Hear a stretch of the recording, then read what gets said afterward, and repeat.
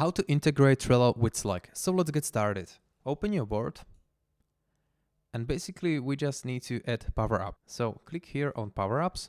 If you don't see the option here, click on these three dots and then go Power Ups. Next, search for Slack. Here we go. And simply click on Add. Click again on Settings and edit Power Up settings. Next step, click on plus Add Slack Alert and then add Slack Workspace. I recommend to have your Slack account ready before you do this, but if you don't have, no worries, you can create a new workspace here. So create a new workspace, continue, and then just simply check your email, copy the code from your email address. Here you can name your team. So it's gonna be One Click Later. Click on Next.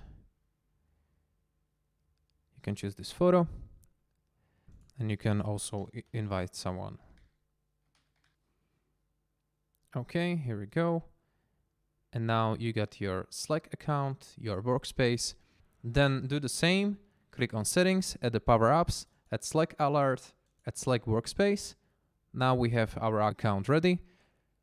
And just simply allow Trello to integrate with One Click Later Slack Workspace.